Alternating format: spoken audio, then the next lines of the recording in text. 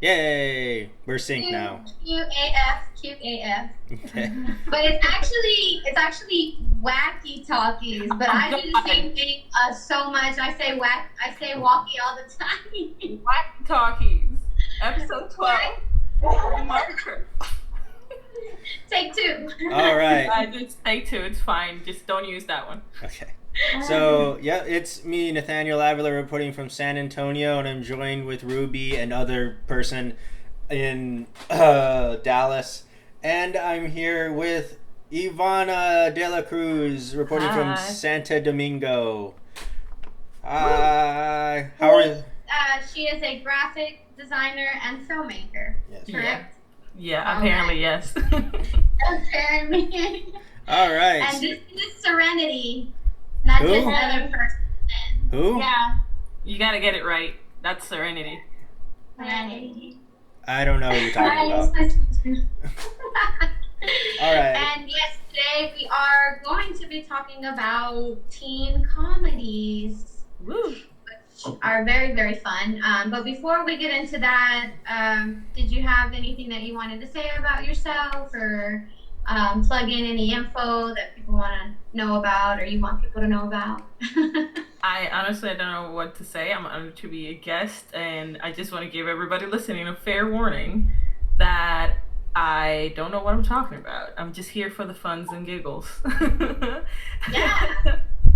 Those are our favorite guests. Just here Great. for the fun. Yeah, we had Becca on, and we had Theo on, and we I had. saw that yeah. you had Becca. Oh, yeah, that was fun. That was a fun episode. Yeah, I mean, when I saw Becca talking about magic, I was like, oh, great. She's going to do that's fantastic for her. We would talk about that all the time back in class. Yeah. I want to get. And Yeah. You that episode. Oh, yeah, I want to get E on. It's gonna. I think she would be that'd great. Huh? That'd be great. Yeah, That'd I be think great. so too. Yeah. All right. So, what's the first thing on the agenda? So we can go ahead and get into one quick little segment.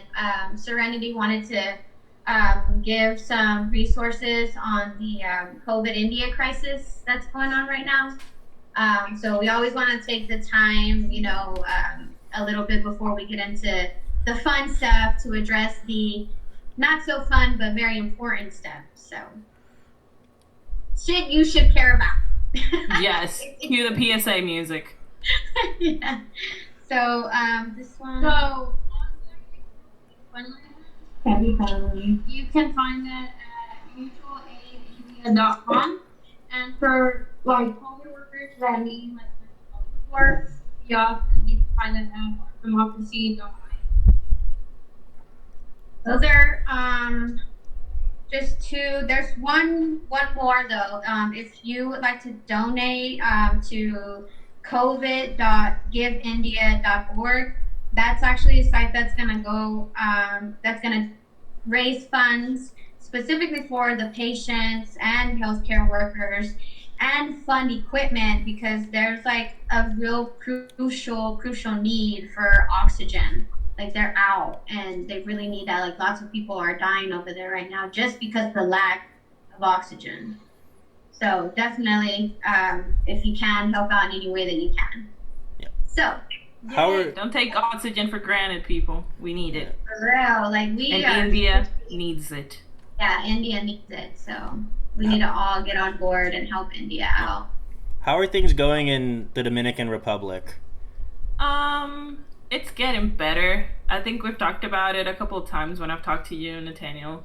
But for the other girls, it was crazy at the beginning because people were not respecting any rules, staying home, no social distancing. It was insane. My dad actually got it because we had elections, and my dad, we think he caught it at the elections, like at the voting booth or whatever. Thankfully, everything's fine or whatever. And now, like, vaccines are starting to roll in, and we're getting, like, I forget the name of it. It's not the Pfizer or anything like that. It's another one. But actually, my parents got their first dose 2 days ago, and they're fine. So everything is, like, it's looking up because people are actually going to get vaccinated, because there was just a lot of like, how do you word this? Like, people were afraid of the vaccine more than they were of COVID for a while. Anti-vaxxers, I guess. I mean, it's not even anti-vaxxers, because people here get vaccinated or whatever. It's just a lot of people were just listening. You know, there's a lot of misinformation, and misinformation sadly gets spread faster than proper information. So a lot of people were like, oh no, the vaccines are bad and the vaccines are going to kill us more than COVID will.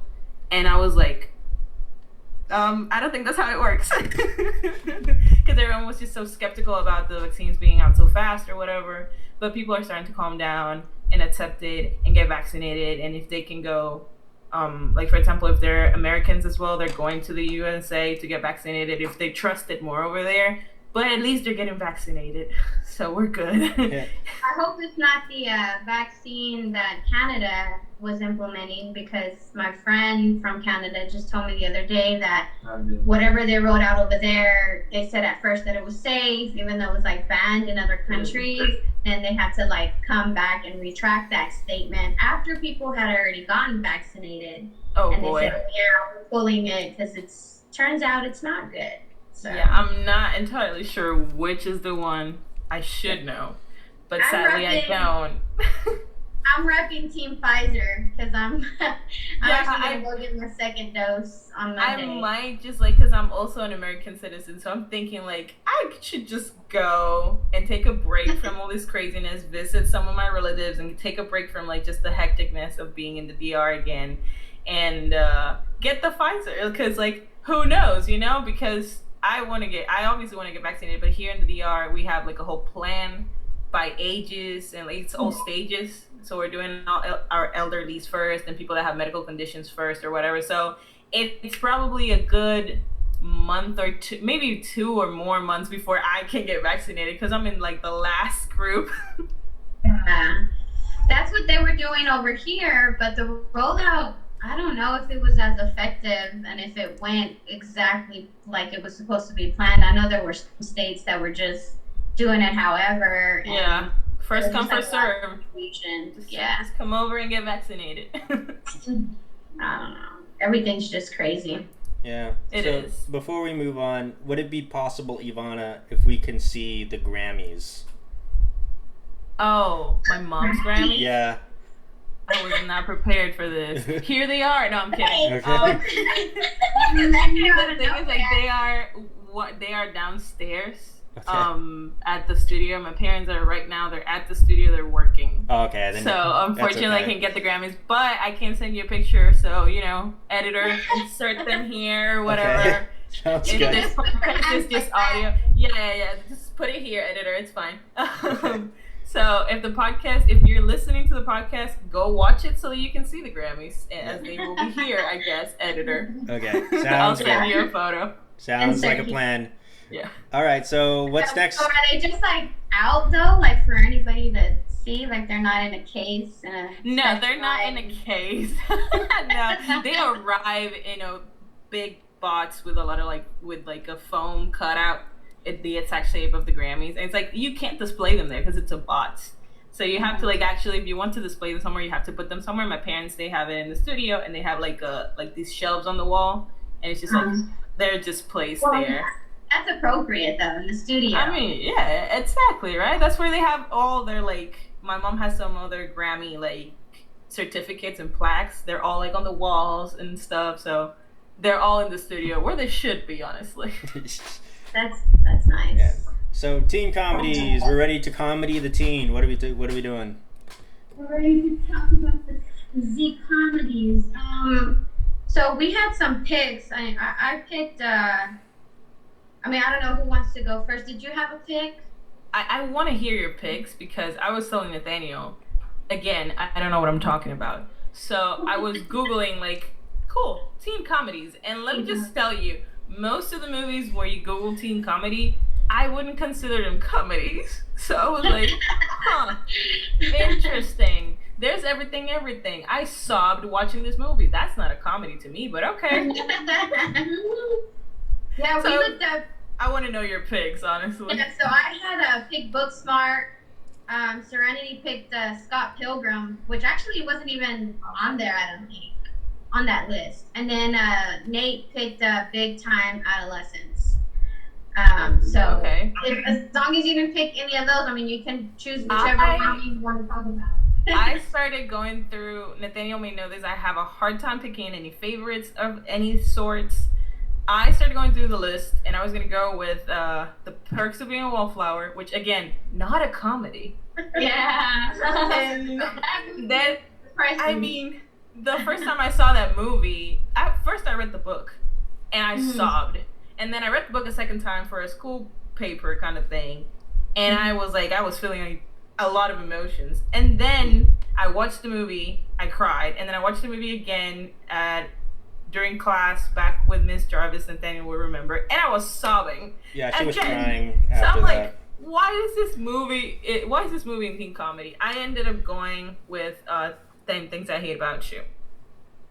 Okay. That's the one with Heath Ledger. It's a classic. It's like my go-to movie. Like, I have nothing to watch. Let's watch 10 Things I Hate About You. You know, that's my movie.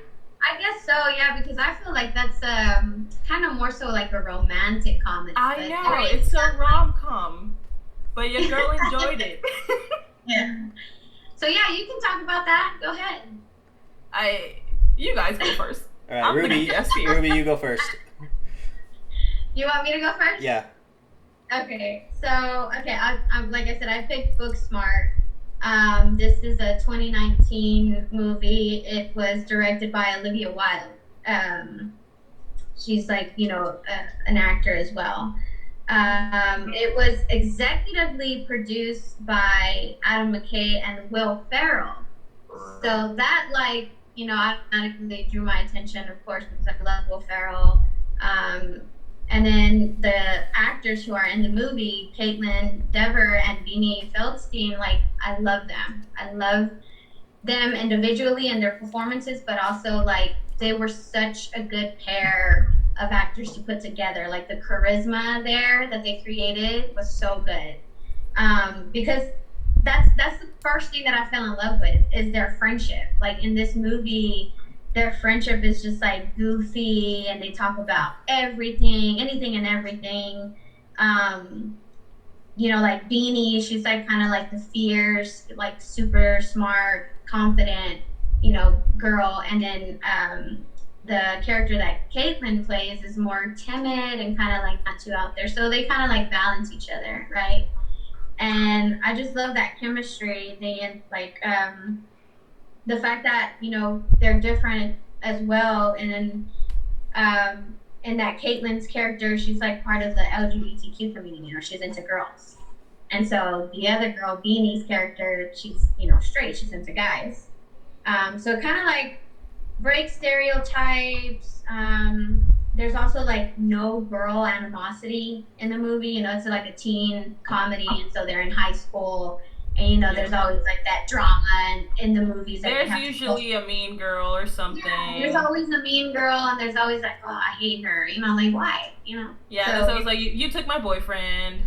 Now we're fighting. Something that has to do with the guy, mainly. But, yeah, so there's none of that on this movie. It's kind of more like a get to know before you judge kind of vibe. So I like that. You know, it kind of, like, ties in all the different kinds of crowds that there are, like, in high school, and they all, like, them, you know, hanging out together socially, and they all get to know things about one another that they didn't think, you know, that they would have in common or anything like that. So it's a really cute movie. I love it. It's like I said, it's their friendship, and it's like a coming of age story. You know, people like seeing those. So yeah, I would recommend it completely. I thought I wrote down here where you can see it right now, but I don't. What was it called? It sounds like a teen movie. It's called more than The Perks of Being a Wallflower. Booksmart? Like, hello. More like book fart. No. It's in Hulu. Hulu. Also on Amazon Prime. But you gotta pay money. So yeah. Also, like, I forgot I had mentioned this to Nate, but I like the fact how it also talks about like you don't have to either be like the partying type in high school, or you don't have to be like the nerd type in high school, or you're the book smart type in high school. You can be both. Mm-hmm. You know, like that's what the movie talks about. Is like, you know, you if you can go ahead and go for it and juggle, you know, several things at once. If you can do it, go for it. That seems like a great message too. Like you don't have to fit into a certain box while you're in high school, which is one of the things that like I feel everybody experiences in high school. Yeah. Even though like we probably have very different high school experiences, but it's still one thing that I think everybody could relate to is like the whole like which crew do I fit in with in high school kind of stuff. You don't have to fit into either one. You can fit into multiple ones. Yeah. So like Exactly. So how would, for each person across the room, how would you describe yourself in high school, your high school self? Oh.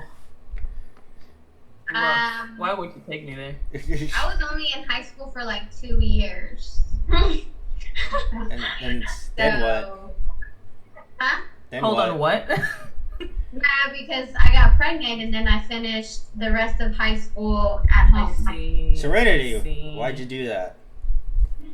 Hey man, she's like, I didn't choose to be born. Okay, so how would you describe yourself as that person in the first 2 years?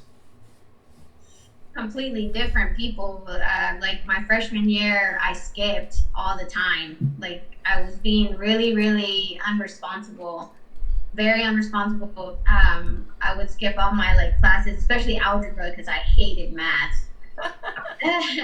And then I had Joe over here that had a car, and he would constantly be like, you know, taking everybody who wanted to skip that day because he always wanted to skip. He'd pull up in his car, we'd all jump in his car, and we all go like watch a movie or hang out at someone's house. The whole day was. Joe's her husband, by the way. It was very reckless. Let me tell you, that doesn't happen in DR. Okay. Wait, really? Why? There's no way you can leave school after you're in school in DR. There's no way. Why is it like a gated prison? Security or what? I mean, kind of. Like, most schools, if not all schools, are gated. And, like, the gate is closed after, you know, like, the time for you to get to school is over. The gate is closed. And it's like, how do I leave? The only way you leave school in the middle of the day is if you like are getting picked up by your parents because you're sick or you have something else. Like you got excuse. No one is like skipping. Like the definition of skipping class would be like, can I go to the bathroom and then you just disappear and go to and stay hidden in the bathroom for hours. That's the definition of skipping class in DR. I honestly that thing just happens in movies. So like the school, What about what? The school looks like the actual prison because like the bars and everything are closed. Listen, not to like put my high school on the spot, but yes.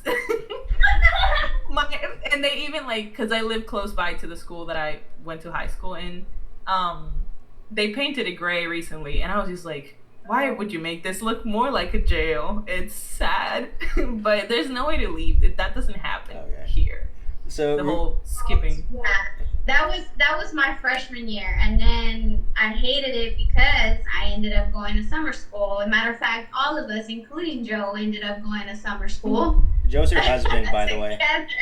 Yeah, my husband. Yeah. So then I was like, I don't want to do this again. And so my sophomore year, I was actually like more responsible, and I was doing all my work, and you would see me like in the mornings at the morning table, like doing all my work. And really like I didn't belong to a particular crowd. I had a table where we had like just a bunch of whoever, like, you know, we vibed with. That was really, you know, what it was. I was like really close with some, my friends were Laos, and I learned, you know, Laos from them. I had friends who were Hispanic. I had friends who were Black. I had friends who... did I have white friends? That sounds fun and diverse.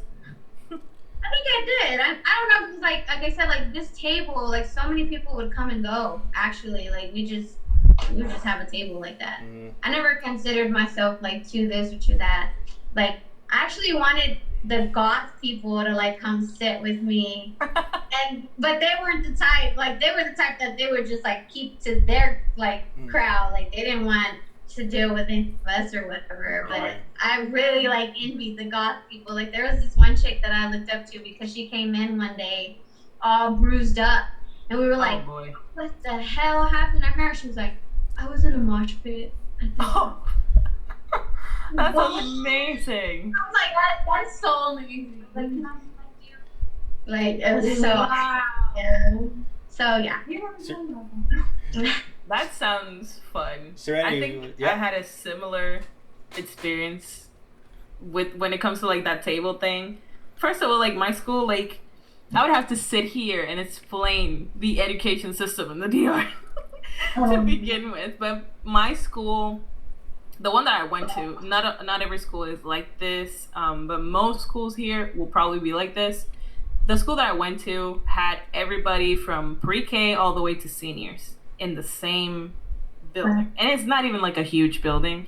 When I graduated high school, it was 40 people. You guys are the ones in the US that you have like huge classes, like seniors, like 100 people or whatever. It's just 40 people in the DR. Like where I went to, it was just us 40. And the fact that like it was kind of like a small class too, sort of like allowed it for it to like, that whole thing you see of like jocks and the popular crowd and the goths or whatever, that doesn't kind of happen in the art. Like it doesn't kind of happen. Not only do we have to wear uniforms, so there's like no individuality of like, oh, this person's like kind of goth and you see them kind of wear whatever you would think a goth would wear or whatever. No, we have uniforms. And we had certain rules. We weren't allowed to have piercings, or we weren't allowed to paint our nails black or something like that, you know? So there is none of that here, at least the school that I went to. And I was kind of like in the whole, like the funny, like the class clown people or whatever. But I used to hang out with them because like I clicked with them and they were funny or whatever. But I wasn't myself like the class clown. I wasn't always like making jokes in class. I was like a very responsible student, and I was I talked a lot in class. I got like called out a lot for like talking in class or whatever. But I was like present in class and doing my job and, you know, like doing all my assignments or whatever. But I would hang out with that kind of crew that was like kind of like the class clowns, and we would always hang out at this place. We called it the alley because there's literally like a little alley in my school that like leads to a little like park with a lot of like like a playground kind of thing. We would hang out there every day during recess, and in the morning before like you got like, you would call it like assembly or something, we would like be on the court and sing the national anthem. So before that happened, we're just chilling. Everybody's like out there doing whatever they want to do. The bell rings and then everybody lines up for the national anthem. You sing the national anthem, and then you go to your first class of the day, and then you have class, and then whatever. At the beginning of the day and during recess, and at the end of the day, we always would hang out at the alley. So everybody called us like the alley crew. And people from different quote unquote cliques from my same grade would come and go depending on like what they were feeling like that day. I was like, oh, let me go hang out with so and so. Like we were just 40 people. We kind of had to kind of get along. But at the same time, we were divided, like we were little groups, but we were all kind of like close in a way. Yeah. And I think you could call like a certain group the kind of like popular girls. It was like very preppy or whatever. Like we had that. We had the guys that were in every single sports team. So you could call them jocks. I was just like hanging out with the class clowns because there was like pretty much just those 3 categories or 4. I also used to hang out with like the more musical kids, which were also, most of them were class clowns. So that's pretty much my experience. I kind of regret not hanging out more with the musical crowd at my school. Like I really wish that I hung out with more musical and theater arts crowd at my school, just because they like, that's like all my whole life, you know, right now. Like, that's my passion. So I regret it. I did like, hang out into theater when I was younger, because now I'm like, that seems cool, but I never got to do that. I don't know why I didn't do that. And then like, because I hung out with all the class clowns too. I think that those were my favorite people of all, like in high school, was the class clowns, because they just like lighten the mood, you know, like Yeah, they make your school day here. lighter. Yeah. They make your school day lighter. Yeah, You just and chill. I You love have a lot it. of inside jokes. Yeah, I love laughing, like, you know, having a good I time. love laughing. Yeah. So I'm like, I do, like, and people who are like so humorous, and then they're like, you know, the same kind of like humor that I like random and stuff like that, like these teen movies, you know. So Yeah. My sister was a huge theater kid when Yeah. she went to high school. We went to the same high school, so she was like a huge theater person, and That's awesome. she would perform in like various school plays. Nice. Our school. So My school didn't put on plays. boo, shame. Sad. So Serenity, how about you? You're the one who had it most recent. Yeah. Oh, yeah. Yeah, you. I don't remember. You don't remember? It happened 2 years Wait, ago. hold on. Here, all three of us were out here at least 5 years out of high school, and we remember it vividly. She just got out, basically, or whatever, and she doesn't I'm remember. actually still in it. Like, I'm Oh, literally boy. still in it. It's just, I don't remember, like, But she's also like kind of like me, you know, because she did 2 years in person, and then she did 2 years, she's doing the rest of her years online. Mm-hmm. She's been in online schooling, so I don't even know. I wouldn't even know. When I would go sit with her at lunch, she would just have a few like friends that she would normally talk to. Oh. But- yeah, because, well, my school was kind of like the way that yours was, where it's like only 40 people. But like ours wasn't like pre-K through seniors. Ours was just literally like freshmen that were there, and so it was literally just 40 of us in that one building. Oh, And boy. Yeah. yeah, so literally, just anyone like that you. There was just small groups, like small little cliques of like. Yeah. There was probably like 8 cliques of like 3 people. I would say. Exactly. That's Exactly. literally how it was. And like the people that you would hang out with, like you didn't really like them, which is like they're just there, Yeah. like there's nobody else. There was nobody else to talk to, so I just Like got to hang you out gotta with you guys. take what you can get. So Oh, This boy. is that Gen Z stuff type of Right. personality right I'm here. still very close friends with my friends from high school. Like me and my 4 like girlfriends, we still hang out. We have a group chat. We chill all the time. One of them just recently got married. The rest of us were her bridesmaids. Like we still hang out. I still talk to some of them, most of them really. So I'm like, thankfully I didn't have that experience of like, I know a lot of people from my graduating class were like, I'm out and I don't want to know about none of you ever again.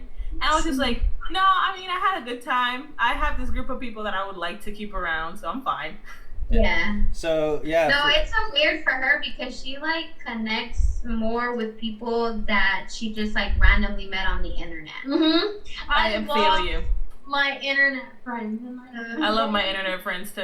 Yeah, and then we just hang out. But I have some internet friends that live like half the country away, so that sucks because you know I'm like, oh, I really wish I could meet you, and we're always like, as soon as I live away from every single one of my online friends. Like none of them is from DR, and I like Yeah. it that way. I would prefer it that way because Awesome. I don't need someone in DR to know how I am online. So for me, like when I first started high school, I joined the basketball team. Well, I say joined, I tried out and I made it. And so that's what I did. So I spent time with the people who were on the team, like my teammates. So since that's what we did, since we took basketball very, very seriously. So we just practiced morning, during school, and after school. And yeah, so I played with Larry Johnson's sons. 2 of his sons played on the team. Yeah. If you don't know who Larry Johnson is, he was a very well-known basketball player who played for the Knicks and the Hornets. And if you watch Space Jam, he's one of the players who got his soul sucked out. Oh, really? Mhm. Okay. Yeah.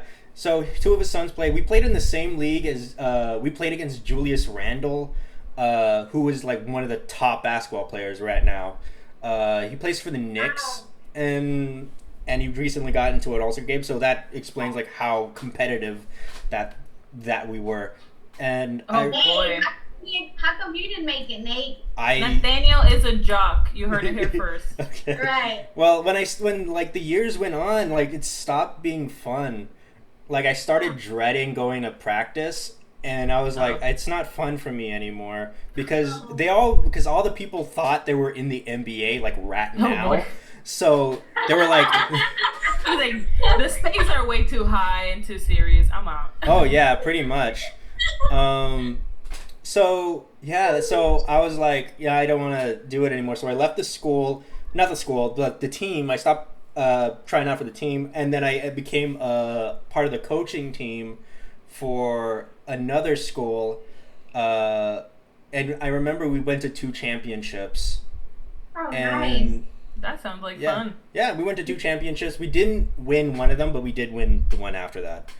So, and I still You have the had medals. the whole experience. You experienced losing and you experienced winning. Oh yeah. Yep. And so after that, like I basically became the film guy. And I remember because yeah, and I remember like because like whenever we would have like I remember we did a like a project for English class, and I decided, I want to make like a fake trailer for this book that we read. So I was like, let's probably do that. And the team said that was a good thing, and I did it. And they were like, wow, this is pretty good. And I look back at it now, and it was pretty not good. I mean, it was good enough for a bunch of high At least schoolers. you see your growth, Mhm. That's Yeah. a good way to see your growth. I mean, I am glad that I see some growth when I compare it to like a film that I did for my art class. Our teacher just like randomly said, "Hey guys, after spring break, y'all better have this film ready." And I was like, "Oh, you expect us to film throughout spring break? Cool. Sounds fantastic." And it's just the worst. I cannot even explain to you. We wrote the script in a piece of paper randomly, and it was just basically ideas like this person does this and then they do this thing because of this, and like the dialogue was just like, what dialogue? Because I think it didn't have any dialogue.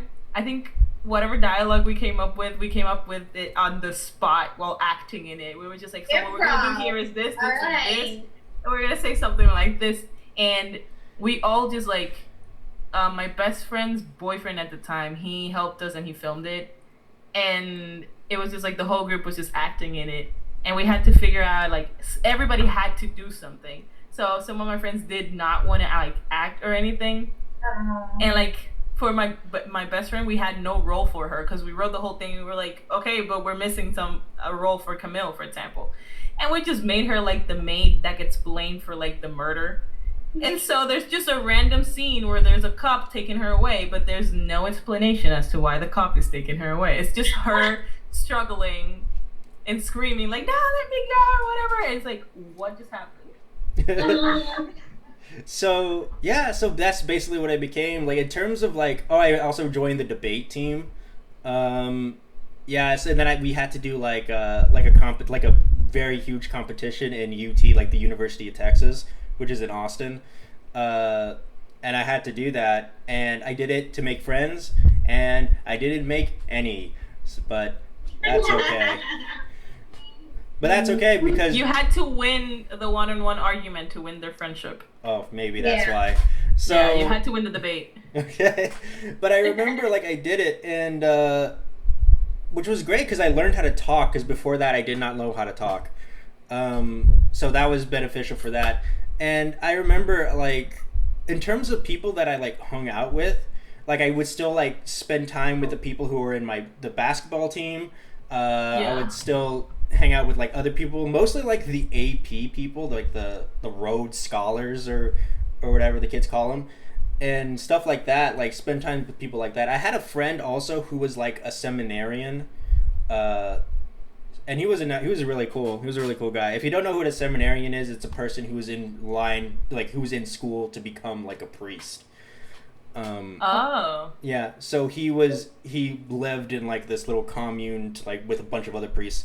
So oh wow. or That like sounds interesting. That's interesting. Yeah. The only thing is, Serenity actually got to be in. She actually got to be in theater when she was in for like a year.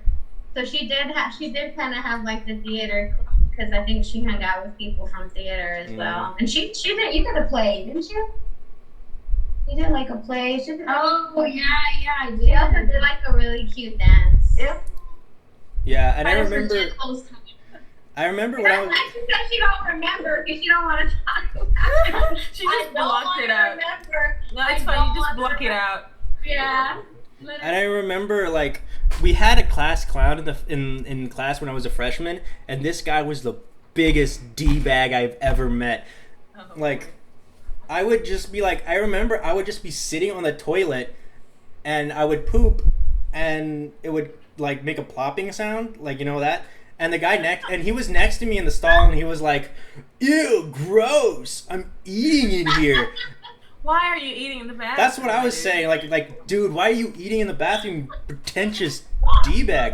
Why are you eating in the bathroom? Like, oh, I made a bathroom noise in the Says bathroom. more about him than anything else. Like, I know. Like, Yeah, first my of God. all, yeah. And then I would have been like, grow up, dude. I'm like, dude, I made a bathroom. I wish, like, if I had more confidence in myself back then, or like I knew how to speak back then, like I would have told, like, dude, I just made a bathroom noise in a bathroom. What's your problem? But let me tell you, like, a lot of people, I know a lot of people in school that would not go to the restroom at school if they needed to use the number 2. Like, they would not go. And I'm like, how do you not go? Like, you literally hold it until you get home? Like, everybody has to fucking shit. Like, I know. go to the restroom. I had a terrible experience with that when I was like young, because I magically have no idea why. It just hadn't happened. Like, I hadn't felt the need to go do number 2 at school yet. And one day it happened, and turns out that I was still very young and didn't know how to clean. So I was having a panic attack because I was like, how do I do this? It's like the simplest thing ever. They had to go to get a teacher to come, like, assist me and be like, this is what you do.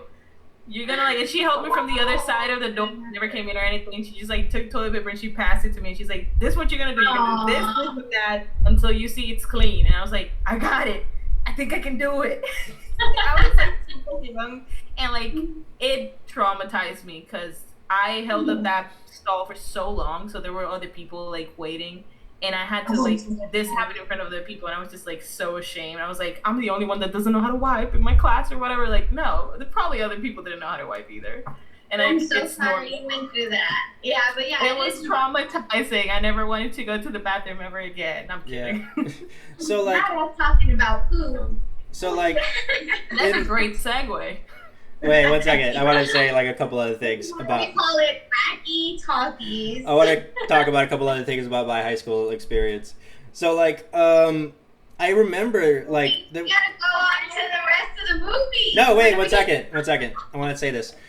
One thing. I remember there was like this one goth girl who was in our class, and I remember I was so head over heels for this girl. Like, I really, really, really, really liked her. Was she a raw XD girl? No. No? No. Oh, boy. No, but I really, really liked her. She had, like, the hair that went down, like, down the face like that. That's a raw XD girl. But she didn't Did say she also that. have the huge eyeliner? Like the huge, thick eyeliner? Yeah. Yeah. Okay, well, I don't know. But I remember I really, really liked her. I thought she was the most beautiful girl in the entire school. And I remember she was like a bookworm, so she was always reading, and she was also the librarian's daughter. So, Fitting. yeah. Fitting. Right. And I remember I was so shy to talk to her, so I tried to talk to her, and she ended up hating my guts. But that's okay, I suppose. What did you tell her? I don't know. I didn't know how to express myself back then. I mean, but- I had the same crush pretty much all throughout high school, and he hated me most of the time. Cause, like, it's a weird time, honestly. Like, sometimes, like, if like someone likes you and you don't like them back, you kind of don't know what to do with that. And so, like, his response was just like, I just don't like Ivana, and like that I don't like Ivana was just like to such an extent to kind of like counteract me liking him. He was just like, no, I don't talk to her, I don't interact with her. Like he avoided me for like the majority of like, because again, my school had everything from pre-K all the way to senior year. He came in like 7th grade, and I had a crush instantly on him in 7th grade, and I was crushing him 7th grade, 8th grade, 9th grade, 10th grade, like consistently. And then 11th grade, I just sat down next to him during like a Valentine's event, and I was like, this needs to stop. I don't like you anymore. Can we just like be friends? And it was like, cool. And we ended up being great friends. Yeah. That actually more or less what happened to me. We ended up, like, me and that girl, we ended up, like, reconnecting later on, because she works at this comic book store now. And we're still cool with each other now. That's fun. I ended asked up her- going to the same college as the guy that I like, so we would hang out there then. I was just like, I remember I asked her about what happened in high school, and she said, I don't remember. So Me. she pulled the Serenity on you. So yeah. She knows. So yeah, we're still cool. And also she was gay, so Maybe that's why. probably. Yeah, maybe that's why. Yeah. So Maybe okay, that's why. Maybe she was just like, I don't interact with boys. maybe. Ivana, I feel like you could have had an enemies to lovers situation. There. Listen. Don't I love me and enemies to lover in this world, but hey, it's not happening. Right. I mean, But like that weird, like that movie trope where it's just like someone has a crush on someone else, like pretty much all through high school, and it's like senior year finally happens. Like, no, it did not happen. it kind of reminded me of that movie Tall Girl, where that girl was like, nobody likes me because I'm so tall, even though I would love a person who was tall. I would like that. Let me just tell you, Yeah. that movie, I don't know if you guys have seen that movie. That movie is like, listen, it gives me the feeling that not a single tall person wrote in that script. Yeah, I feel like they did not have. They were just like they're running out of ideas. Yeah. It's like they're running out of ideas because it's like, It was like what literally if this top girl's people like, don't what is have the nuisance? problems. You know, like They what is could the be, nuance? Like, models or something in sports. Right? Or, I feel like a he tall created girl. so much that short people cannot. Like I feel like a tall girl would be so popular, and she was just like a nobody, and her only problem is that she was tall, and I'm like, we're running out of ideas, and we're running out of things to give our characters, like problems and nuances to give our characters. Yeah. They're just like, she's tall.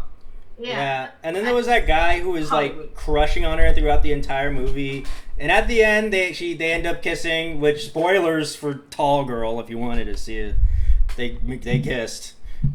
And, Yeah, spoilers for Tall Girl. It's a rom-com, so people end up together. Yeah. Spoiler for fucking Tall Girl, the same thing happens in all the movies where the guy and the girl end up together. Yeah. Yeah, spoilers for Tall Girl. Her best friend liked her all along. Who knew? Yeah. Who knew? Spoilers for Tall Girl. She got height reduction surgery, and she's now 4'8". Just, like, go on to like fake spoilers. Like, spoilers for Tall Girl. The alien invasion happens and the movie just ends. And I'm like, oh, that would be really surprised when Godzilla shows up. Right? But I think that was an actual plot point in the movie. I think she was actually like looking up a height reduction surgery in the movie. At some point she was. Like, honestly, I don't even know. Like, it's such a weird... white chicks, whenever they're like, you got taller. She's, I got my knees done. Okay. All right, so moving on. Next thing. Serenity, would you like to say yours? Next movie. Would you like to say yours, Serenity? Yeah. Yeah. Oh, yeah. Okay, you we'll don't just have do anything it. right now? Okay, well, she I think Scott Pilgrim. Have you all watched Scott Pilgrim? I have not, but I know enough. I tried to watch it because I love Anna Kendrick and I love Aubrey Plaza. And Aubrey Plaza isn't in it as much. yeah. Oh, not as much. She's like kind of a supporting role. Yeah. Oh, So she is supporting them. like I would get through the first act and then I would just like get bored and then just shut Why off. do people do that? Oh my god, you're literally not the first person to tell me that they do that. Like, I don't know how you get bored. It's I'm so gonna have to much, watch like, it. It happens. Yeah, watch it. Hopefully we don't spoil too much. like for you. it's fine, like it's fine. it's long. Like it is pretty long. Like it's like 2 hours long, but like it's worth it. Like I don't understand how people can get bored of it. Like at the beginning, like what y'all say. It's 2010 film. And you can watch. Oh, we'll say that later, I guess. It was directed by Edgar Wright. I do like Edgar Wright. I think he's a really Yeah. good filmmaker.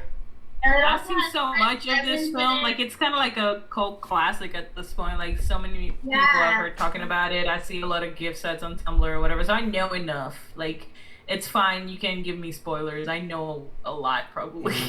Okay. But you actually have to watch it at some point because like you have to I'll have try. everything like come together. Yeah. Because it's talk about like what you like about it. I mean, I like how unique it is. Like I have never seen a movie like Scott Pilgrim before. You know how it's like literally him. Like whenever I read the title Scott Pilgrim versus the World, I didn't actually think like it was gonna be like him actually like battling people, you know, against the world, and it was just like so crazy because I was like, yo, like what is this? Like it was so unexpected whenever I first watched it. Is that the movie that has that line of like you're gonna have to defeat my 5 evilettes? Yeah, that's what it is. Seven. It's Seven evilettes. Hey, Yeah. let's go. Yeah. I listen. TikTok has shown me so much. Oh my god, TikTok! I literally learned so much more from TikTok than I ever did from school. I swear. She said that the other day. Whatever, dude. You I don't know if that's Listen, I Right. got it. So my phone has like some weird shortcuts now, all thanks to TikTok. Like, hello. It's where like I double tap it on the back and it tells me the battery percent. I turned it off because it was bothering me because I move my hands too much. But I double tap it on the back and it tells me my battery percentage. I triple tap it and it goes straight to my voice recordings and I start recording. And like as a person that is coming up with ideas or songs or whatever all the time, it's so useful. Thank you, TikTok. That's awesome. It's awesome. I didn't even know. I need to figure out how to do that on my phone. I'll send it to you. And then Chris Evans is one of the exes. Yes. So he like it's kind of like another reason people are drawn to it because it don't not only has like Michael Cera who's supposed to. I was just gonna say Michael Cera. Yeah, Michael Cera, but Chris Evans is on it and he has like his little comedic bit. It's really funny. What else? I'm googling Chris Evans in Scott Pilgrim right now because I think Captain America.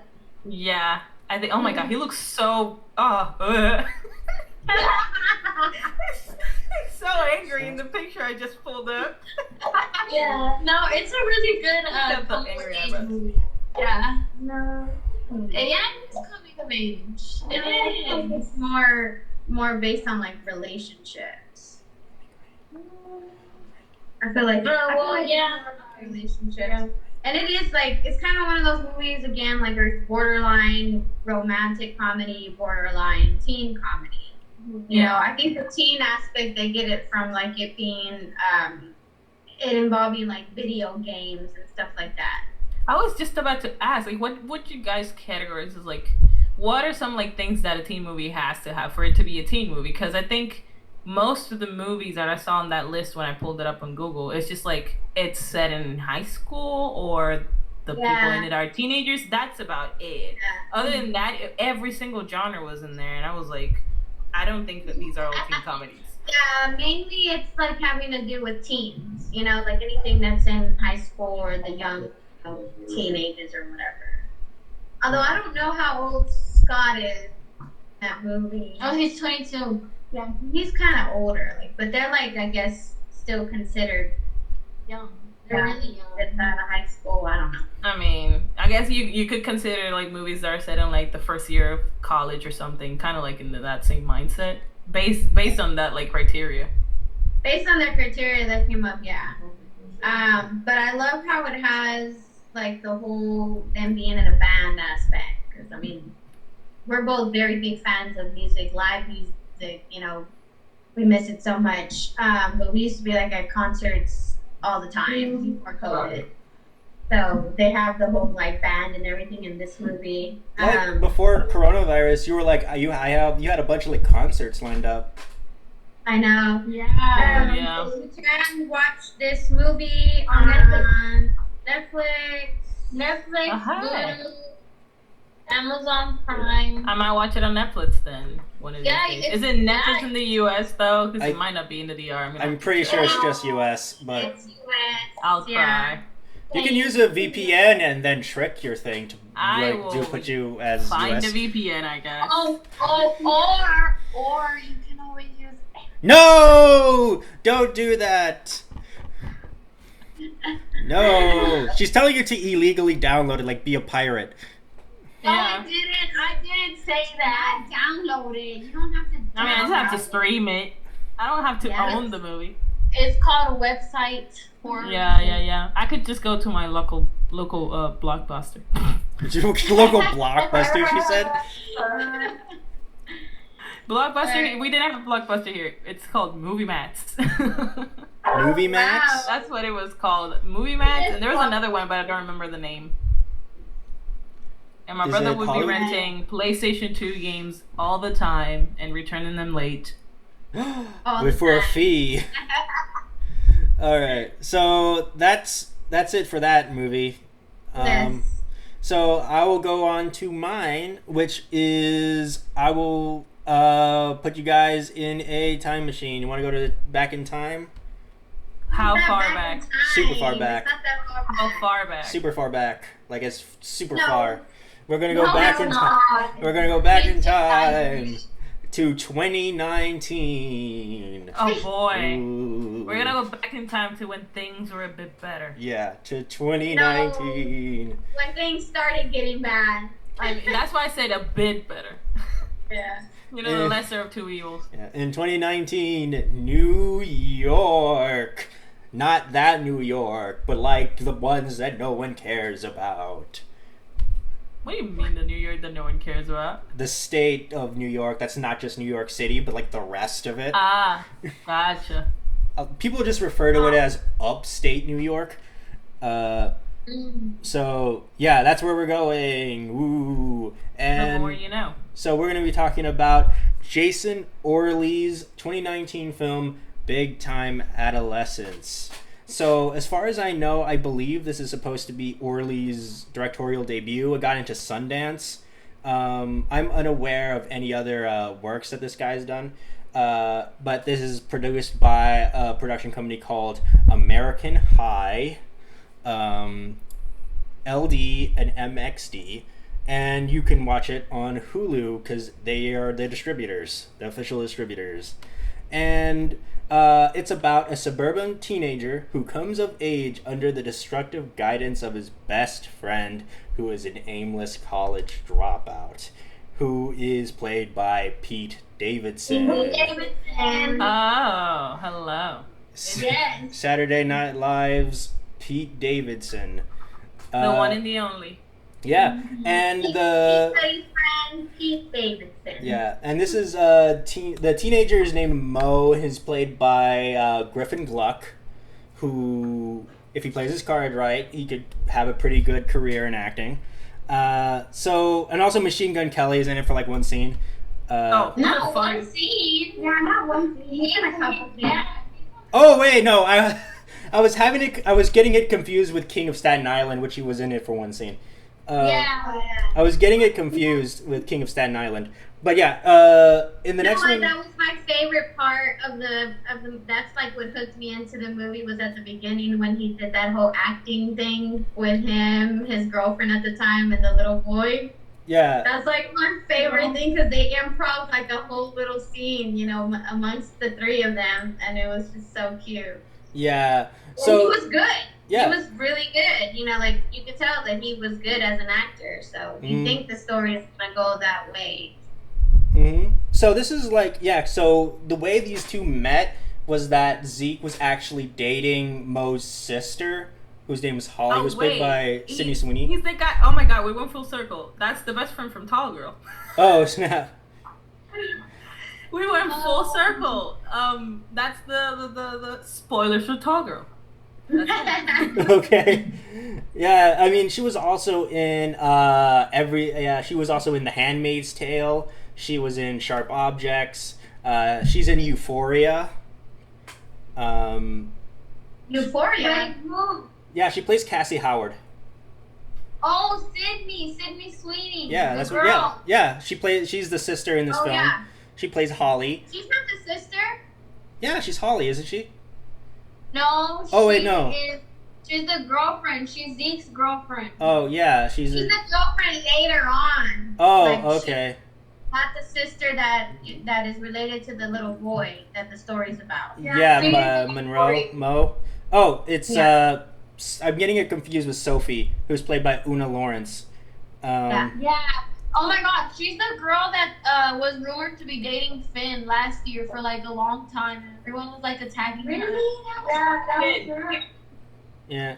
Yeah. Finn Wolfhard. Okay. Yeah. Well, Yeah. she is best known for playing Matilda in the Broadway show Matilda. So. Yeah, but she also comes out in that movie with Tom Felton. The Babysitter's Guide to Monster Hunting on Netflix. It came out. She was. Yeah.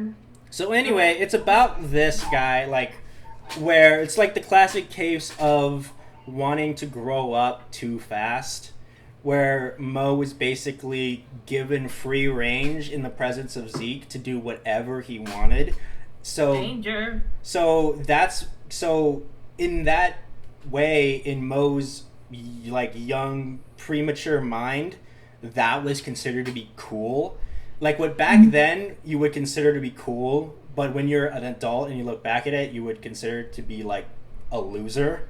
Yeah. So- Childish, maybe. Yeah. That was the problem, is that Zeke like never grew up. Like his problem was that he never wanted to grow up. Yeah. Yeah, so much so that he was like he would be willing to he was like had his life go downhill and he was willing to bring Mo down with him. Because like he like the way like he first like got him into like this whole thing is that he encouraged him to sell drugs at a party. So he basically supplied him weed, and then he gave him like he went to these parties and he gave everyone weed, and then he basically became the weed guy. And Say no to drugs, kids. Stay in school. Everybody loves that guy, though. Yeah, but no, it's not viewed as a good thing in this That's the movie. hang out with in high school. Like, say no to drugs, kids. Yeah, it kind of like it starts kind of escalating more and more when like I think he wanted to like sell cocaine or heroin or something, like one of the more harder drugs. Oh, he wanted to play hard. Like he wanted to go big leagues. Yeah, he wanted to be like a. No, it wasn't cocaine or heroin. What was it? What was it? Since you know everything, Serenity. I think it was like Molly. No, it's just like I've watched the movie like more than once. I mean, I think it was Molly. It's Molly. I mean, like, yeah, it's not cocaine. It's just Molly. It's Molly. Okay. So yeah. It's Molly. Yeah. So and I believe Mo really liked this girl. Who Yeah, he was did. it? Yeah, I don't remember who it is. Luna Lawrence. It was the girl that Luna Lawrence played. Who? Oh, okay. So I got it wrong again. So it was Sophie. He was in to who was the sister? Who was the sister? Oh, it was Sherry. His sister didn't really come out that much. Like his sister didn't really come out. No, well, his sister played a big role in it because she's the one who basically gave Zeke the reality hammer that what he was doing is wrong. The reality hammer sounds like something from Marvel. Oh, snap. It's Julia Murney who plays Sherry in this film. So yeah. So anyway, so he basically became like this drug person until he got busted for it. And so yeah, so he liked this girl Sophie, but what happened that caused them to break up? Serenity? What? What happened that caused them to break up? Who the girl and Mo? Yeah, Sophie and Mo. They have broke up. Well, actually, I don't know. That's kind of one thing that I still don't get because when the movie ended, it ended like there was a lot of loose ends at the end of the movie. Like they never said what happened with them. Like literally, the last thing that we saw from her was whenever he got caught or the cops pulled up to that party that he was at, and he was trying to talk to her in the room and like tell her, like explain to her why he was treating her the way that he had been. And like while he was doing that, the cops start knocking at the door, and so he like jumps out the window and he's like, he tells her, he's like, he says something I forgot, but then that's literally all the last time. Yeah, I think it's known that they no longer like that she no longer is gonna give him a chance because like we did with she was just like, no, I don't want nothing to do with you because I thought you were a really nice guy, and now all of a sudden it turns out you're not. Yeah, yeah, but he was only doing that because Zeke. He thought that was cool, you know. The yeah, Zeke was the one that was telling him to do it. Yeah, because he was cheating. He would constantly have like different girls and stuff like that.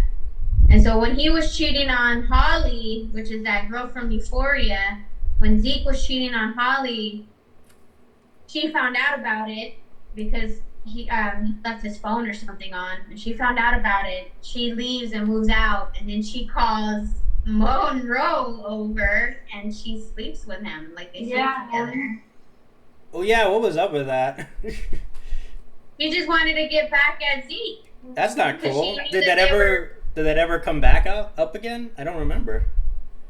It's been a while since I watched it. I don't think Zeke ever. Oh no, it did come up, but he didn't care. Yeah, he didn't care. He was like, Zeke sounds like the guy who wouldn't care about that. Yeah. I don't think. I can think of like a couple of authorities who would probably care. Like Zeke really had a hard time, like caring about anything. No, Ruby. But yeah, Ruby. I don't know how old he was, if he was considered legal or not. Ruby. Monroe. Oh no, he was literally still in high school. He was like a sophomore, junior, I think. This guy, he was 16. I don't know how old she was. They never say how old she was. She was in her 20s. She would Well, have to have been that would older be if she dated problematic, Zeke, to say yeah. the least. So she would have to be older in order to date Zeke. She would have had to have been of like legal age. You don't know that because You Zeke don't know can that. freaking like young girls too and be like he actually probably that makes more sense. Now than you're a probably younger just girl. He has some spreading predatory hairs. You're just behavior, splitting yeah. hairs now. Yeah. Yeah, because also he's just like, he's hanging out with this guy who's in high school. What's stopping him from also like having hung out with other girls that were still in high school as well that may have thought, just like Mo, that like, oh, he's cool because he doesn't care about anything or whatever. You know, like that whole mentality when you're in high school where like just someone that's a little older than you that has a certain, just a small speck of like freedom or something that you don't have, immediately like, you're cool, I want to be like you. I feel like that's like such a relatable, real topic that you know, coming of age movies and stuff like that have, or something like that. It's like very powerful too. Mm-hmm. And it kind of like, I think that's true. yeah, and then like you see like after like near the end when he basically got his life back together and he has a job. Wait, what is he doing at the end? Does it end with like a where are they now kind of montage? Yeah, they skipped like a few months. Literally, but it's like a big time jump. Like it's literally just like 2 months. Yeah, and I don't consider it getting his life together because he's working literally like at a burger place. Yeah, he's working at the drive-through place. Yeah, and so I think he's like nothing wrong with working at the drive-through, but that's basically where he was at before. No, that's what I'm He's, saying. still Like the same. it took him so long to just make that step. So I don't feel like that was a real growth for him. But I mean, it could signal somewhat, you know, that he kind of started trying, I guess, because he was able to land that job. But then he starts, the ending dialogue is what lets you know that he's still kind of in the same repetitive pattern because he sits there and he tells Monroe, I got this great idea for a movie, man. I'm going to make it and blah, blah, blah. We're going to film it. And like all these plans. And then Monroe asks him, he's like, oh, really? You know, where's the script or whatever? I want to read it. Mm-hmm. And he's like, oh, I haven't done that yet, you know, but I'll do it or whatever, you know, like, so Mhm. it kind of like made it seem like at the end he was still gonna be, Then we have like he still had not fully grown up. There was also like Machine Gun Kelly's character, and I remember like he said a line like near in one of the party scenes when he sees Mo and Sophie, and he's like he's got like in a relationship, and I'm in my 30s, and I'm still doing this stuff, and he's like, maybe I need to turn my life around. Mm-hmm. Yep, that was like his big moment. And then we also have like the father character, like the father who really wants to get along with Mo. I don't remember his name. I am looking it up. It's Ruben. Ruben is his name, played by John Cryer. Oh yeah, 2.5 Men. John Cryer. John Cryer. I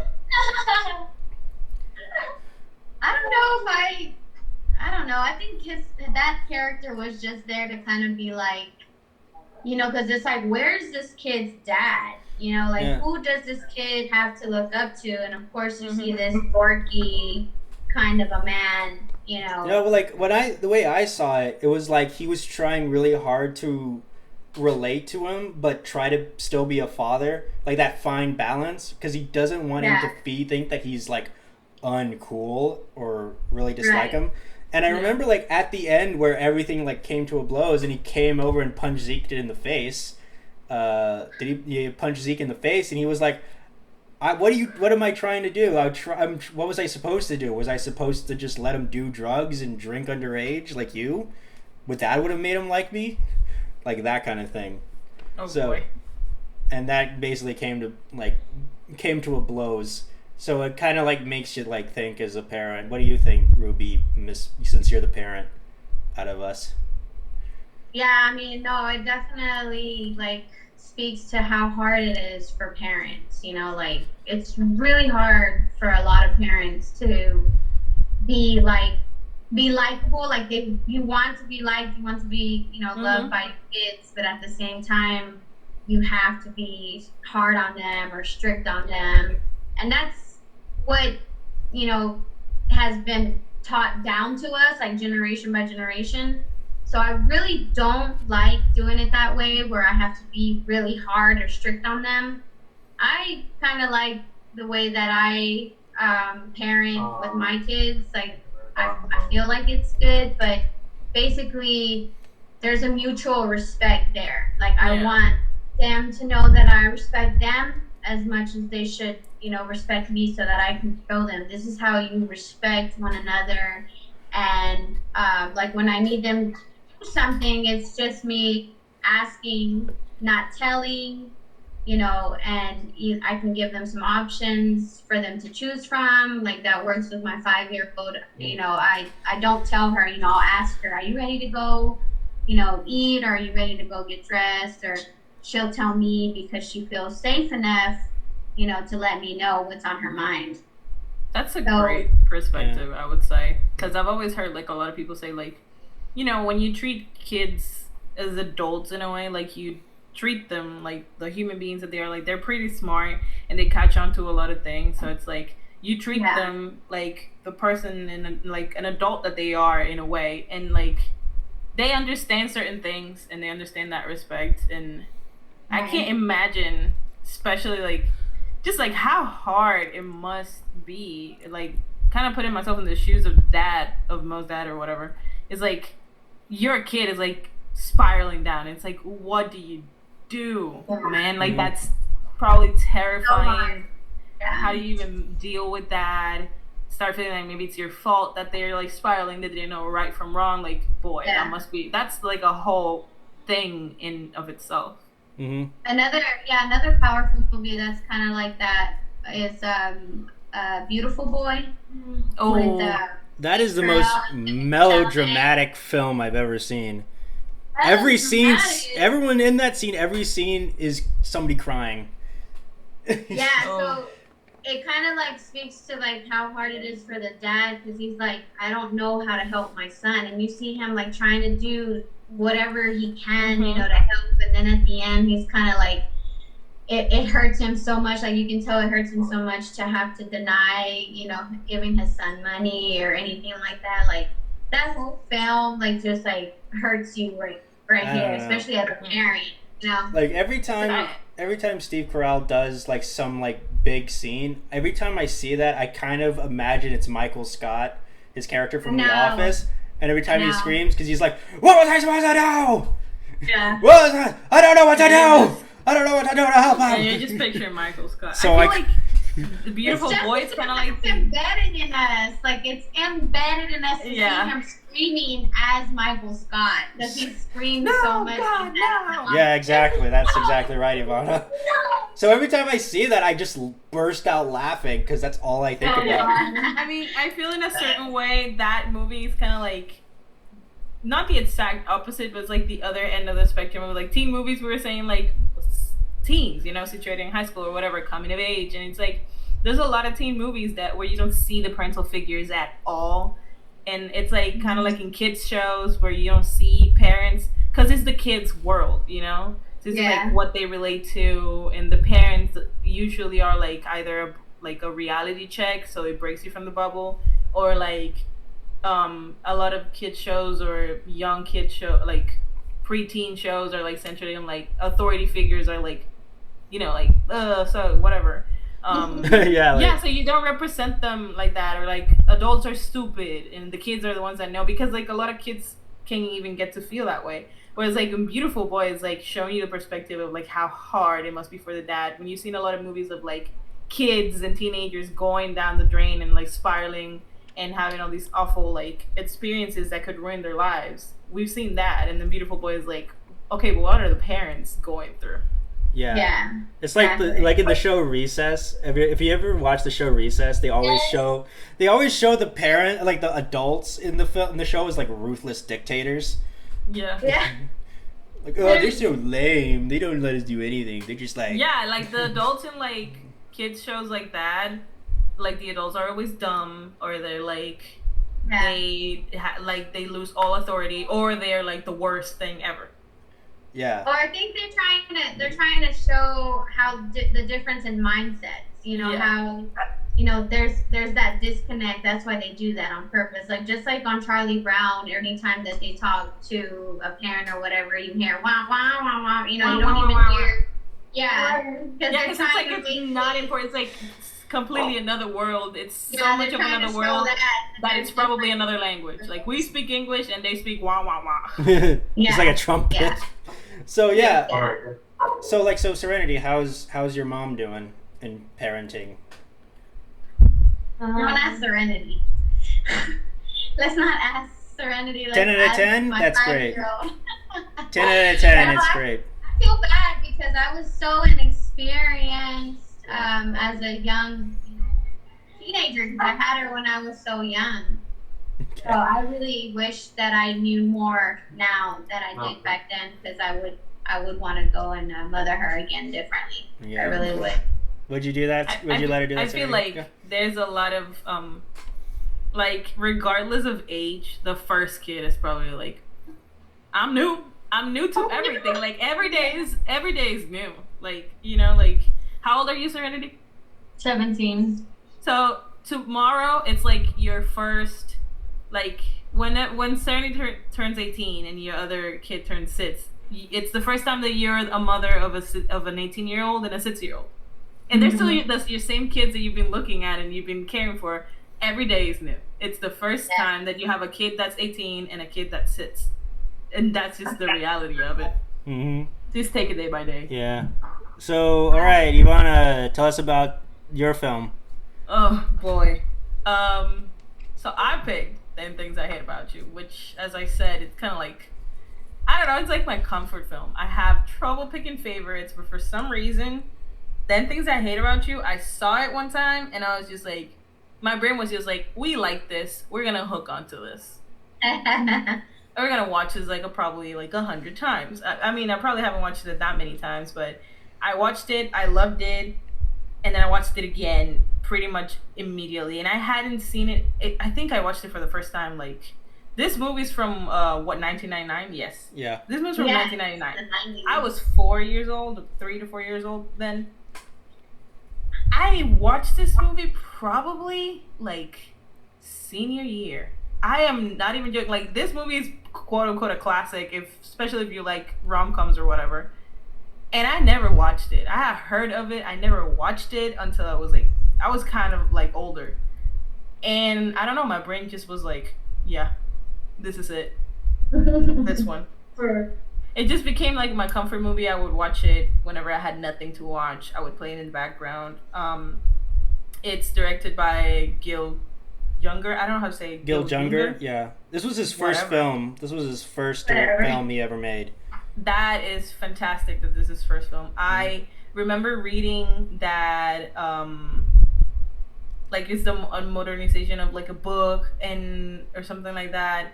And I loved reading about like the relationship. Like, someone in the set was like talking about how the movie was so good because everybody in the set became actual like friends, and they would like hang out after shoots or whatever and watch movies. And it really like helps kind of put you in that like high school mentality of like people just have their friends and they have their relationships or whatnot. And Heath Ledger is so good in it. Oh And my so god. is Julia Stiles. Like, oh my god, This I is love when the everybody relationship. started falling in love with Heath Ledger. Yes, Like, because like I love how he like portrayed that character, because it's your typical like he's like the guy that everybody's afraid of or whatever, and the bad guy. But he's or so whatever. soft. But he's actually like a huge softie. It's Yeah. just that no one has cared to like actually talk to him or get to know him, and he has these like, it's like you saw him. It's like a textbook like a stereotype kind of thing. Like, you see him, you think he's scary, so you don't approach him, and of course he's gonna continue looking scary so long as you don't approach him, you know? Yeah. So he had become And then like the all scary these guy. rumors would fly around about All him the rumors too. that he went to jail, that he killed Yeah. someone or whatever. It's like, has any of you ever talked to him about this and like confirmed that this is true? No, because you just hear it through the grapevine and you believe it. And that is just like, in my opinion, that is kind of like one of the biggest like problems that people like filmmakers use when they go to high school settings. Is just like the gossip world, the grapevine of things, the web of lies, and it just sets him up for a huge like revelation of who he actually is while he's, you know, getting to know Kat and like dating Kat. And on top of that, there's the whole like thing that it was like he started doing it for money. So you're just like the whole film through, you're just like, this is gonna explode in his face. Yeah. And as a huge romantic, a sappy romantic, I was just like, I'm here for it. Yeah. And then I was of course like, the poem, right? The poem that she did. Oh my god! that Apparently, there's only one take of that. Like, that's the take. Wow. Yeah, like that in the take that's in the film. I don't remember if that's the only one, but like it was improv in a way. Like, it was the first time reading it. She read it that way. She wasn't meant to cry, but like her tears are real. Like, she broke down. It happened, and then she left. Like, that was kind of improv in a way. Also, like, his things that he does, the things that Heath Ledger chose to do for the character. Like, there's a scene where he's like playing with the fire in the camera or something. Improv. He was just like, I feel like this character would be like, so I don't care about anything. Yeah. Like, it really feels, he really makes it so that it's the character where like people have deemed him as scary, so he was like, fine, I'll take that then, and just roll with it and F all of you. Yeah, because he seems to like being isolated anyway.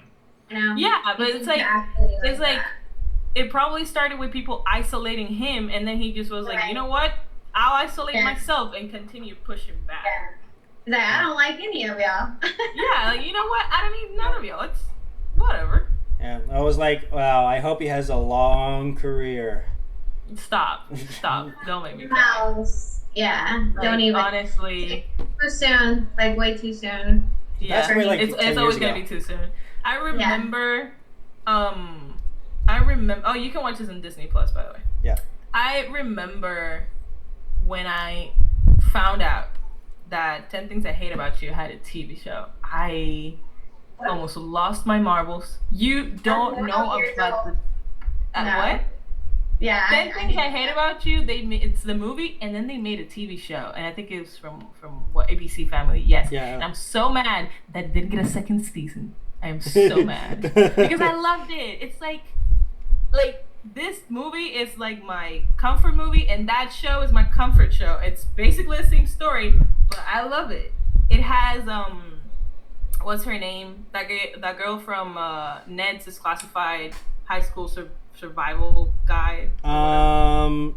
Lindsay Shaw. Lindsay Shaw. It has Lindsay Shaw. It has Megan Martin is in it. It has Megan Martin, Lindsay Shaw, Nicholas Braun, and it also has Larry Miller again, like reprising his role as the dad of the two girls. Oh, cool! That's in cool. the show, yes. And Ethan Peck is Patrick Verona. He's a gorgeous human being. I love him. And I don't know, it was just so binge worthy. I'm here for the cliche things. I'm here to just watch dramatic soap operas. Yeah, you're the hopeless romantic. Yeah. I'm the hopeless romantic. I'm here for the cliches. I'm here for the cringy. Well, not cringy, but what's the word I'm looking for? Sappy. It's like the crappy soap operas and whatever, kind of thing. I guess this comes from being a Latina. I grew up watching telenovelas. I love all these tropes. I guess. Does Verona be like, how I got these scars? Do you want to see a magic trick? Shoves a pencil in his eye. Jesus. I love the TV show. I rewatched it recently because I showed it to a friend who didn't know that the concept had been made into a TV show. And I was like, we're going to watch it. You're going to love it because I know you like this kind of stuff. And then you're going to be angry with me about the fact that it didn't get a second season. It's just 20 episodes. And it ends in the biggest cliffhanger ever. And it just didn't get renewed. And I think that's what makes me so mad. That's the fickleness of television. That's what makes me so mad. That's several shows for us. Anne with an E. That's Anne with an E. Come on. Just give it another season. Yeah. I remember watching it, and it was just and then Netflix was here's this other show, and I was like, excuse me, what? What do you mean here's this other show? And I was just like, when is it coming back? Who knows? Yeah, that was we were really sad about that one. That one and the other one with the I'm not okay with this. I'm not okay with this. I haven't watched that. That was on my list. Am I going to be sad about it? Am I going to be mad that it you're going to be mad about it because it ended on a cliffhanger, a huge cliffhanger. So and then they just listen, I don't know if you guys are going to watch 10 Things I Hate About You, the TV show. I can see why it didn't get renewed because the ratings dropped a lot. After the mid-season thing, the ratings kind of dropped. I get it, but I love it. And I wish that they had done their best to kind of get another episode out so that they could close things, because the cliffhanger, it's just they really thought they were gonna get it. I want to have the confidence of the showrunners of this show that thought that this was gonna get a second season, because the cliffhangers that they leave it in is just insane. And I won't tell you what they are, but I don't want to give you spoilers. It's just Carter. God, I'm so mad. Carter Covington is the showrunner. They thought they were gonna get a second season and they didn't, and I am sad for them. I am sad in their name. Joseph Gordon-Levitt is also in this film. Yeah, I was gonna mention him too. I liked his performance a lot. Yes, I love him. I think this was kind of his thing after doing that TV show for so long. Third Rock from the Sun? He is adorable in it, and I love him. Must protect at all times. Yes, exactly. Even now when he's a 30-year-old adult? This version of him, just protect, why not? Okay. We still love him. I don't want to cut you guys short, but my laptop is literally about to die. Okay. But we all did talk about teen comedies, and just wanted to say real quick that thank you so much for being our guest today. We enjoyed Thank you for having me. I hope that was okay. You are a queen, and it just hopefully everything gets better over there in the DR for everyone. So also you can follow on at Ivana's Cookies. Yeah, I don't bake. IVANASCOOKIES. I don't bake though. Yeah, no. I'm gonna follow you right now. Woo! It's private, but like, you know, if I know you, I will follow back, you know. Okay.